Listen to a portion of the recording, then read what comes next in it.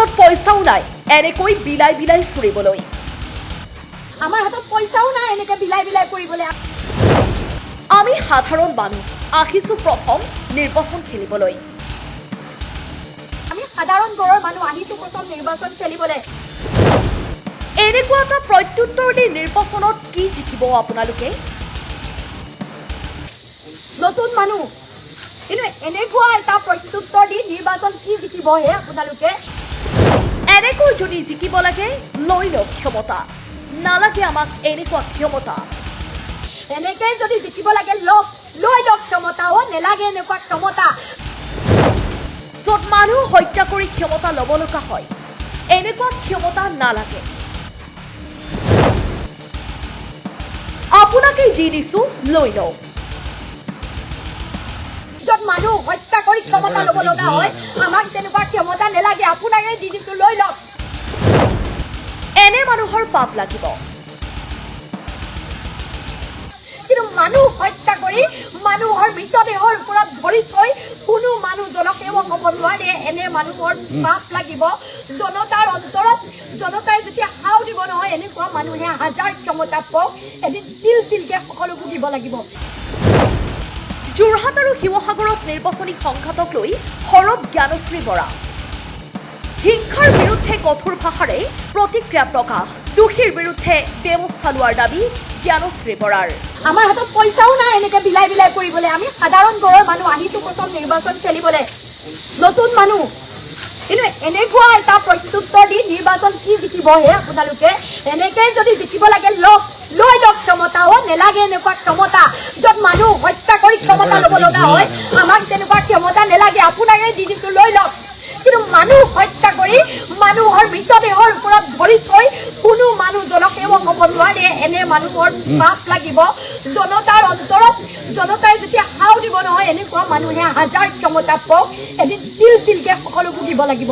এনেকুৱা ক্ষমতা বিচাৰি জ্ঞানশ্ৰী বৰা অহা নাই, ৰাইজৰ বাবে কাম কৰিবলৈ আহিছো। এনেকুৱা ক্ষমতা আপোনালোকে ল'ব নালাগে। মানুহ কেনেকে হত্যা কৰিবলৈ মানুহ উদ্যত হৈ পৰিব পাৰে নেকি? মানে এইবোৰ নৰপিশাচ নে এইবোৰ মানুহ? আপোনালোকে কওকচোন, এনেকুৱা হ'ব লাগে নেকি মানুহৰ ৰাজনৈতিক কাৰবাৰ? আজি আমাক বাৰে বাৰে আমাৰ ল'ৰাবোৰ ওলাই যাব নোৱাৰা হৈছে অফিচটোৰ পৰা। মই নিজে ছেফটি বিচাৰি পুলিচ কণ্ট্ৰল ৰুমত ফোন কৰিবলগীয়া অৱস্থা হৈছে। তেওঁলোকে এনেকুৱা ভয় ভাবুকি সৃষ্টি কৰিছে। আমি থকা এৰিয়াটোত নন ষ্টপ গাড়ী আমাৰ পিছা কৰি থাকে, য'ত যাওঁ গাড়ী পিছা কৰে। আমাৰ অফিচটোৰ বাহিৰত গাড়ী এনেকে ঘূৰি থাকে এনি টাইম। আমি প্ৰশাসনৰ পৰা ছেফটি এণ্ড ছিকিউৰিটি পাব লাগিব ন? চাওক দেই, আমি অখিলদাৰ নিৰ্বাচনতো একোজৰ নিৰ্বাচনতো কাম কৰোঁ। আজিৰ দিনটোত আমি গম পাইছো যোৰহাটত মানুহ হত্যা হৈছে। অলপ আগতে গম পাইছো ন? আজি শিৱসাগৰত আমাৰ এই মাত্ৰ গম পাইছো বিদ্যুৎ শইকীয়া, আমাৰ কৃষক মুক্তি সংগ্ৰাম সমিতিৰ সাধাৰণ সম্পাদক বিদ্যুৎ শইকীয়াক গুৰুতৰভাৱে মাৰপিট কৰা হৈছে। শিৱসাগৰতো সেইখন নিৰ্বাচন হৈয়ে থকা নাই, শিৱসাগৰত কিবা হৈ গ'ল। এনেকুৱা নৰখাদক মানুহে যেতিয়া নিৰ্বাচনত অৱতীৰ্ণ হয়, মানুহৰ হত্যা কৰি নিজে আচলতে তৃপ্তি লাভ কৰা মানুহে যেতিয়া নিৰ্বাচনত অৱতীৰ্ণ হয়, তেতিয়া ক'ৰবাত মানুহ জীয়াই থকাৰ পৰিৱেশ নাথাকেতো। এয়া গণতন্ত্ৰৰ ৰক্ষাৰহে যুঁজ।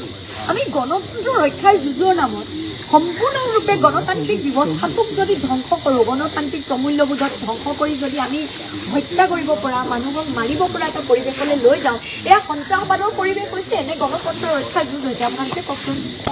প্ৰথম কথা, আমি কাইলৈৰ ভিতৰত প্ৰশাসনক দাবী কৰিছো, আজি ৰাতিৰ ভিতৰতে এই যিকেইজন মানুহৰ নাম কি কৈছে, যিকেইজন মানুহৰ নাম ভুক্তভোগীয়ে কৈছে, সেই কেইজন নামকেইটা কৈ দিয়ক দাদা।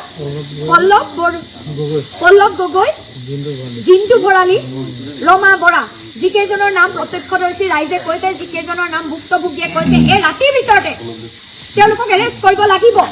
কাৰণ আমাৰ ঘৰত যেতিয়া আমাৰবোৰ মানুহে যেতিয়া কিবা এটা কৰে, কিছুদিনৰ আগতে যেতিয়া জলাশয় খননৰ প্ৰকল্পটোক লৈ প্ৰটেষ্ট হৈছিলে, আমাৰ দলৰ দেৱাংগসকলক গগৈ ঘৰলৈ মাজনিশা পুলিচ আহি ঘৰত উপদ্ৰৱ কৰিছিলে। মাজনিশা গৈ মানুহজন নথকা অৱস্থাত ঘৰত ৰাইজক ভয় ভাবুকি দিয়া হৈছিলে, ভয় খাইছিলে মানুহে। মই নিজে নিৰ্বাচনী কেণ্ডিডেট, মোৰ হাঁহ চৰাৰ ঘৰটোৰ পৰা ইয়ালৈকে আহিবলৈ ভয় লাগিছে, কিজানি বাটতে কোনোবাই আক্ৰমণ কৰে। কিন্তু আমাৰ সমৰ্থকক যদি আধামৰা কৰে, আমিতো ওলাই আহিব লাগিব ন? বাটত আমাক কোনোবাই যদি গুলিয়াইও মাৰে, তেতিয়াও মোৰ বাবে যদি কোনোবাই কষ্ট কৰিছে, মোৰ বাবে যদি মোক ভাল পাই কোনোবা ৰাইজ ওলাই আহিছে, সেই ৰাইজক যদি কেৱল মোক সমৰ্থন কৰাৰ বাবে হস্পিটেল গৈ থকা অৱস্থাত যদি তেওঁক এনেদৰে মাৰিবলৈ, সম্পূৰ্ণৰূপে হত্যা কৰিবলৈ ষড়যন্ত্ৰ কৰা হৈছে, মই মোৰ বুকুত গুলি পাতি হলেও, বুকুত গুলি মাৰিলেও মই ওলাই আহিম। কিন্তু আমাৰ প্ৰটেকশ্যনৰ দায়িত্ব কোনে ল'ব লাগিব? প্ৰশাসনে ল'ব লাগিব ন। কাইলৈ দিনটো নিৰ্বাচন, আজি এই মুহূৰ্তত ফোনটো ৰিচিভ কৰিবলৈ চিন্তা হৈ গৈছে যে আৰু ক'ৰবাত এনেকুৱা খবৰ আহিব নেকি, আৰু ক'ৰবাত এনেকুৱা কিবা হ'ব নেকি? কওকচোন, এয়া নিৰ্বাচন হৈ আছে নেকি? প্ৰতিটো সমষ্টিয়ে আজি যোৰহাটত হত্যা, শিৱসাগৰতো কি হৈ আছে, ৰাতিপুৱালৈকে কি হৈ যায়, কোন জীয়াই থাকিব, কোন মৰিব, এনে এটা পৰিৱেশ সৃষ্টি হৈছে। মোৰ ইয়াতো এনে এটা পৰিৱেশ সৃষ্টি হৈছে। এইবোৰ যদি মানুহে সঁচা অৰ্থত ৰাইজৰ বাবে কাম কৰে, যদি মানুহে কাম কৰে, তেতিয়াহ'লে মানুহে নিৰ্বাচনৰ আগত এনে পৰিৱেশ সৃষ্টি কৰাৰ প্ৰয়োজন থাকে নেকি? ৰাইজৰ আগত 5 বছৰ কাম কৰক, কাম কৰি নিৰ্বাচনৰ আগত ৰাইজে নিজে ভোট দিব ন। আজি শিৱসাগৰত কুশলকুঁৱৰীৰ নিচিনা মানুহ, যাৰ বিষয়ে ৰাইজে জানে, যিজনৰ বিষয়ে শিৱসাগৰ ৰাইজে, হাওৰা বিধানসভা সমষ্টি এতিয়া বিকিমৌ ৰাইজে বহুদিনৰ পৰা জানে, তেনে মানুহক বিজেপি দলে টিকেট দিছে। টিকেট দিয়াৰ পাছত কেনে সন্ত্ৰাসবাদৰ পৰিৱেশ সৃষ্টি হ'ব সেইটো কি নাজানে কোনো? কি বুলি ক'ম এতিয়া মই? আমি প্ৰশাসনৰ পৰা প্ৰতিজন দলীয় কৰ্মী, প্ৰতিগৰাকী ৰাইজৰ নিৰাপত্তা বিচাৰিছো। আমি আজি ৰাতিৰ ভিতৰতে প্ৰশাসনৰ ওচৰত দাবী কৰিছো, এই তিনিজন মানুহ, যি তিনিজনৰ নাম ভুক্তভোগীয়ে কৈছে, যি তিনিজনৰ নাম প্ৰত্যক্ষদৰ্শীয়ে কৈছে, তেওঁলোকক এৰেষ্ট কৰিব লাগিব আৰু লগতে ৰূপজ্যোতি কুৰ্মী ডাঙৰীয়া উত্তৰ দিব লাগিব। ৰাজনীতিৰ নামত এই নৰপিশাচমুখী যাত্ৰা তেওঁলোকে কেলে কৰিছে? ৰাজনীতিৰ নামত এনেকুৱা উদ্ভৱ দালি, এনেকুৱা মানুহ হত্যা কৰিবলগীয়া পৰিৱেশ এটা তেওঁলোকে কেলে সৃষ্টি কৰিছে? আমি মূল্যবোধৰ ৰাজনীতি কৰিবলৈ ইয়াত চেষ্টা কৰি আছিলো। কোনো দিন তেখেতক কোনো ব্যক্তিগত আক্ৰমণ তুচ্ছতাচ্ছিল্য কৰা নাই। কৰিছো নেকি কওক? আমি যুক্তিৰে কৈছো, কি কাম কৰিম সেয়া কৈছো, কি সমস্যা আছে সেয়াও আজি কৈছো। তেখেতে কি কাম কৰিছিলে সেয়া ক'ব লাগিছিলে, কি কৰিলে বিগত সময়ত সেয়া ক'ব লাগিছিলে। আজিৰ দিনটোত আমাৰ কোনোবা দলীয় কৰ্মী যদি বেয়া কিবা কৰ্মত লিপ্ত হ'লহেঁতেন, তেতিয়া কিবা প্ৰশ্ন উঠালেহেঁতেন, আমি ক'বলৈ নাযাওঁ, হয়নে নহয়?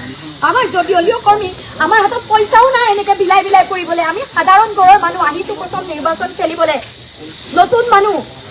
কিন্তু এনেকুৱা এটা প্ৰত্যুত্তৰ দি নিৰ্বাচন কি জিকিব হে আপোনালোকে? এনেকে যদি জিকিব লাগে লৈ লওক ক্ষমতা।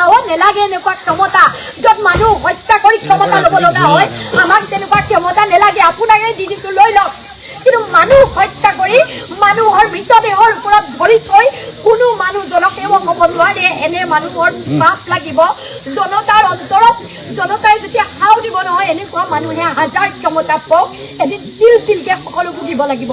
এনেকুৱা ক্ষমতা বিচাৰি জ্ঞানশ্ৰী বৰা অহা নাই, ৰাইজৰ বাবে কাম কৰিবলৈ আহিছো। এনেকুৱা ক্ষমতা আপোনালোকে ল'ব নালাগে।